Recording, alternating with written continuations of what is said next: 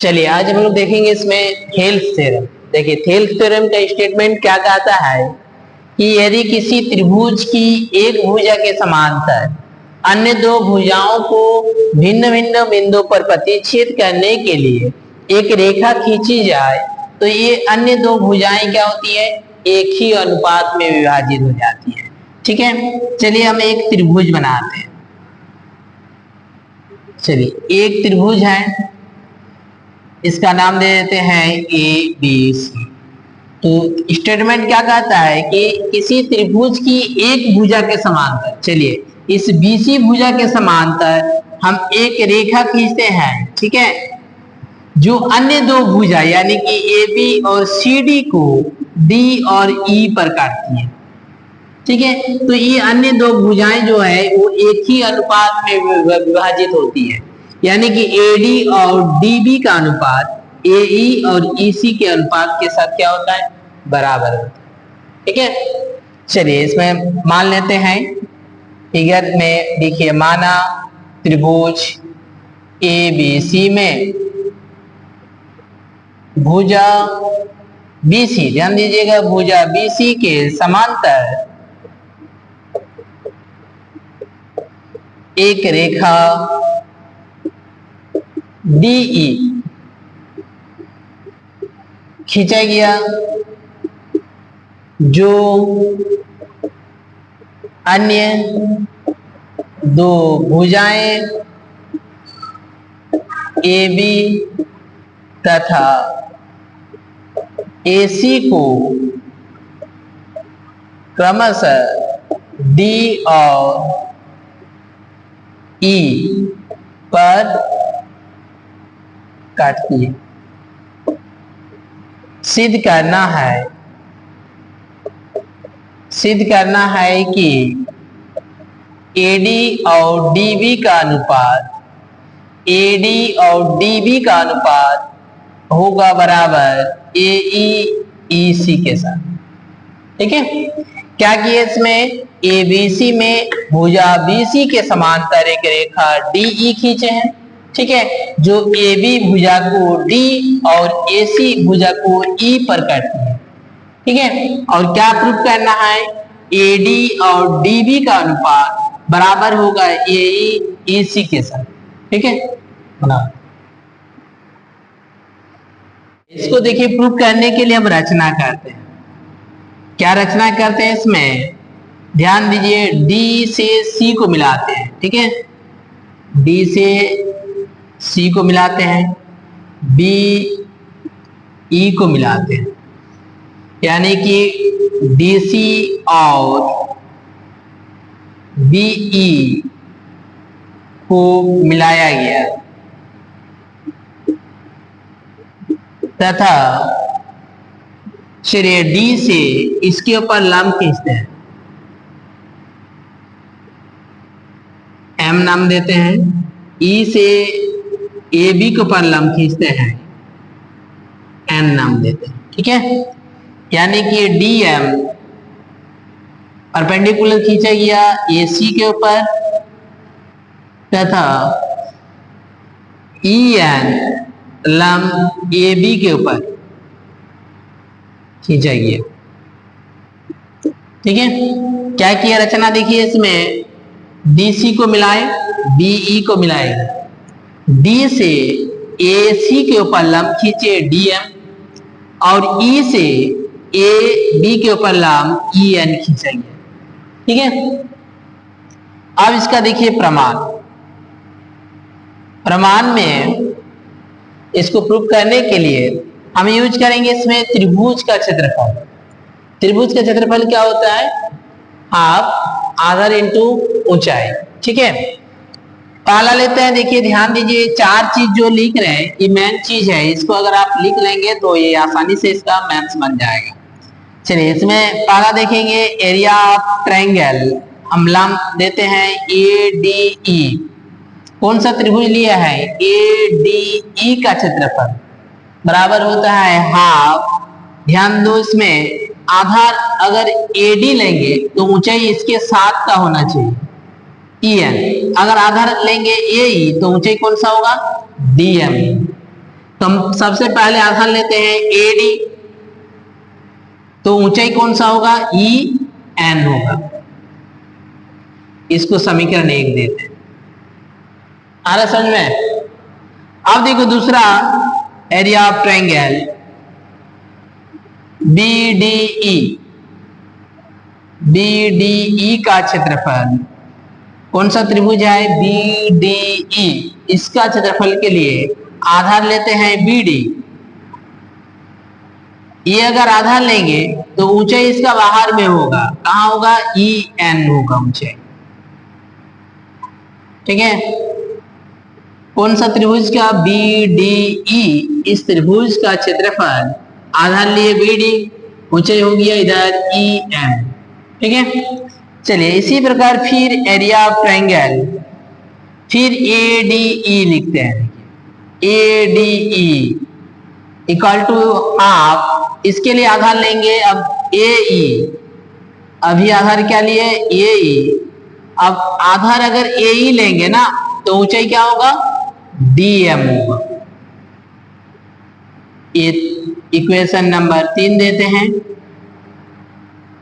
Area of triangle, अब देखिए C E D, C E D equal to half, आधार देखिए इसका लेंगे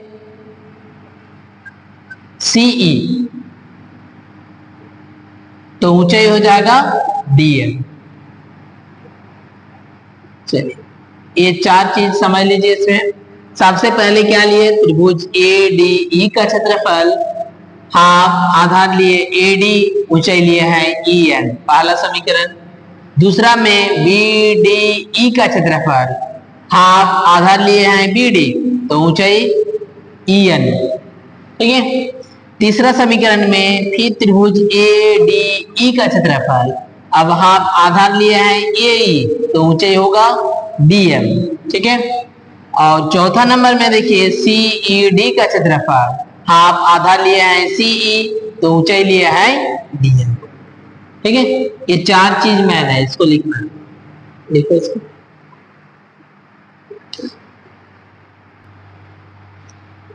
चलिए इसके बाद देखिए इसमें ये 4 समीकरण से हम सबसे पहले क्या करते हैं, इसको डिवाइड करते हैं इससे। ठीक है, तो पहला लिखते हैं समीकरण 1 और 2 से, 1 और 2 से।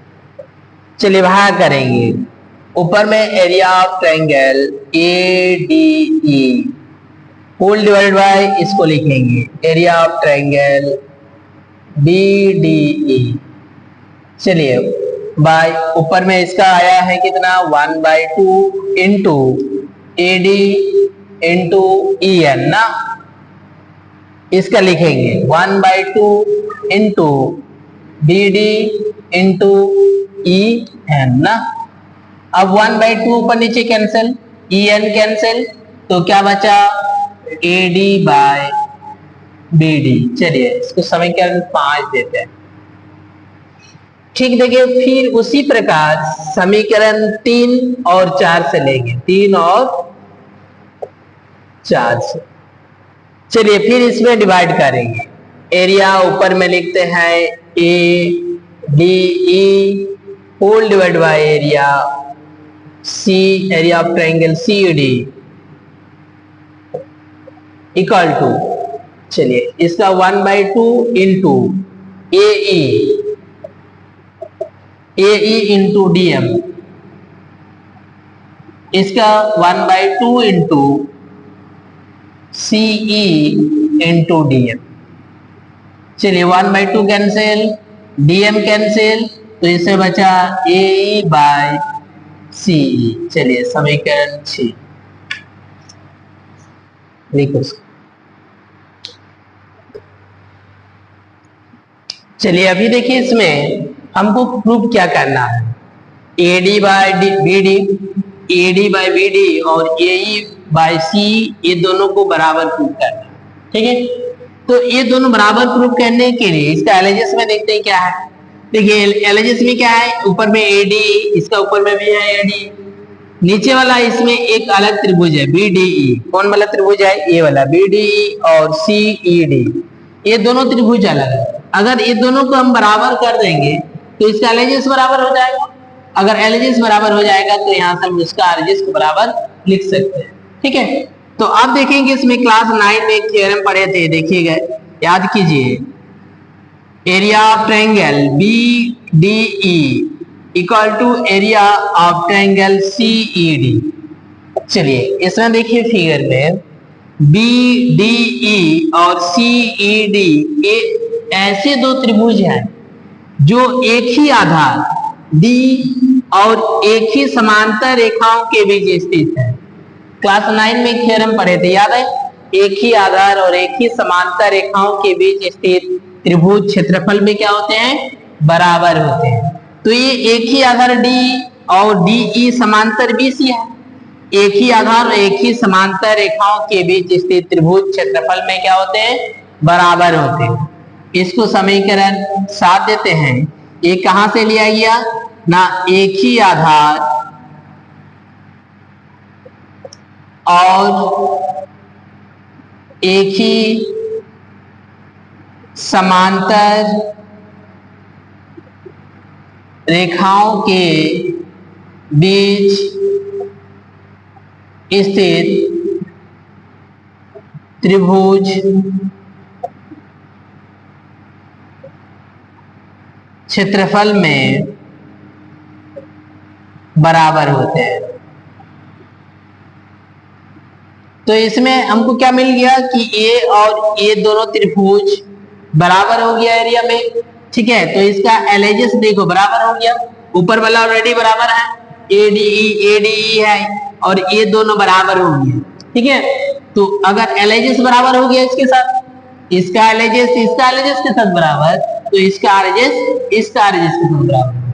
ठीक है, तो समीकरण कहां से लिखेंगे? 5, 6 और 7 से हम क्या लिख सकते हैं ना? AD बाय BD का अनुपात बराबर होता है AE बाय CE के साथ। ठीक है, तो इससे ये थेल्स थ्योरम क्या होता है?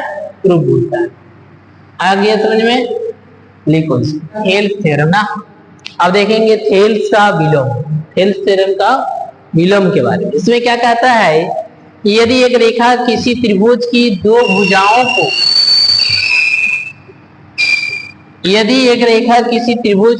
भुजाओं को एक ही अनुपात में विभाजित करे तो वह तीसरी भुजा के समांतर होती है। ये क्या है? थेल्स थ्योरम का विलोम है। क्या बोला गया? चलिए एक फिगर के थ्रू इसको समझते हैं। एक त्रिभुज है ABC। इस त्रिभुज का क्या बोला गया?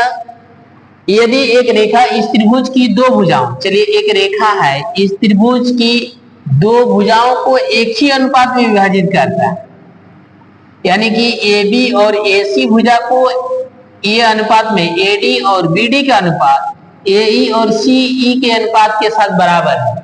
ठीक है, तो क्या प्रूव करना है कि DE किसके समांतर होगा? BC के समांतर। थेल्स थ्योरम में क्या था? DE समांतर BC था, तो ये भुजाओं का अनुपात समान था ना। इसमें क्या होगा? इसका विलोम। ये भुजाओं का अनुपात समान है तो ये इसके साथ क्या करना होगा? समांतर प्रूव करना।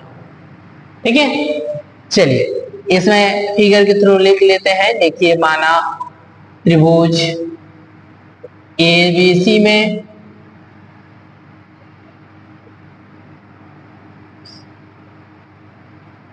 ABC में भुजाओं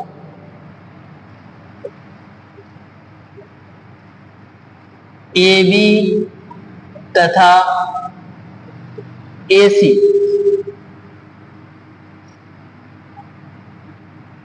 पर स्थित एक रेखा DE इस प्रकार है कि AD बाय BD का अनुपात AE बाय CE के साथ बराबर। ठीक है, सिद्ध करना है कि DE समांतर क्या प्रूव करना है? BC। देखो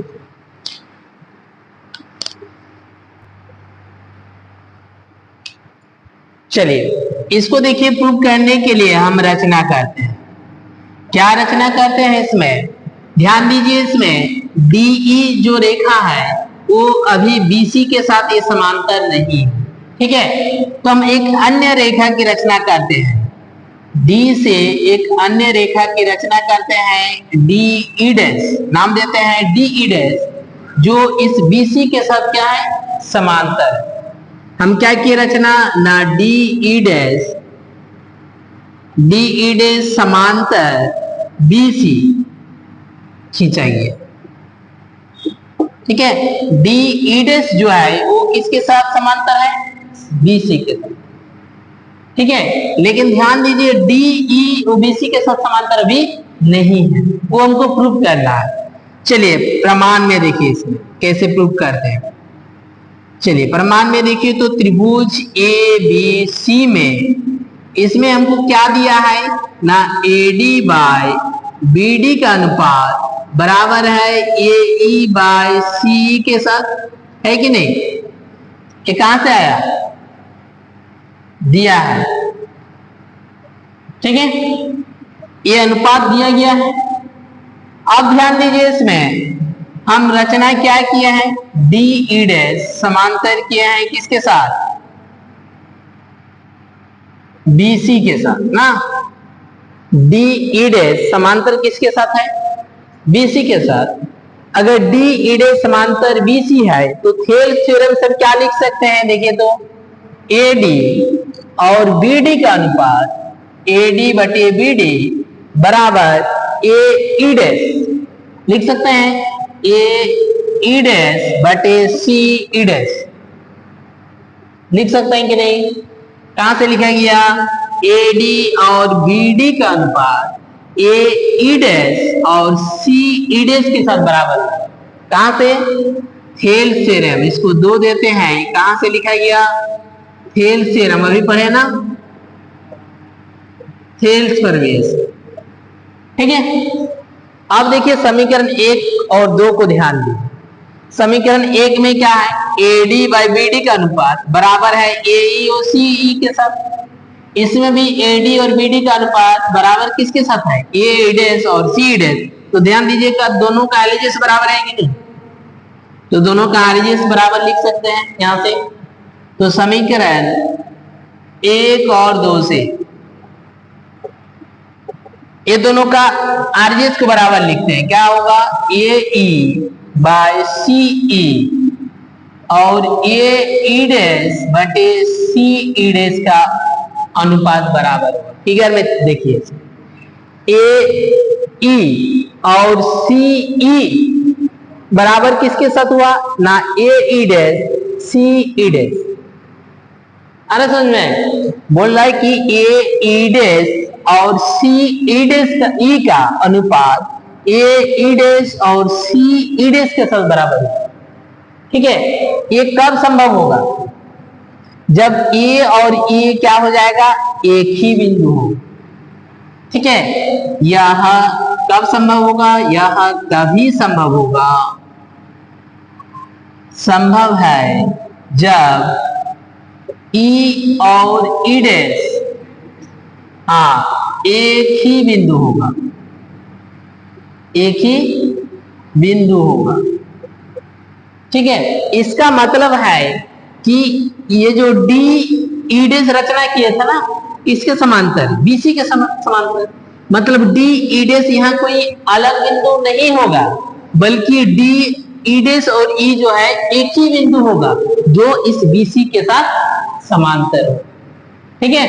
यानी कि इसमें कोई अलग बिंदु नहीं होगा। ये हम प्रूव किए कि E और E डैश जो है वो केवल एक ही बिंदु, ठीक है। तो इससे क्या प्रूव होता है ना, DE जो है DE डैश किए थे, अब E और E डैश एक ही बिंदु हो गया, तो DE समांतर हो गया किसके साथ? BC के साथ, प्रूफ, ठीक है। इसी 2 थ्योरम से आधारित एक्सरसाइज 6.2 का बने। इसके बाद नेक्स्ट हम लोग एक्सरसाइज 6.2 का बनाएंगे। ये वाला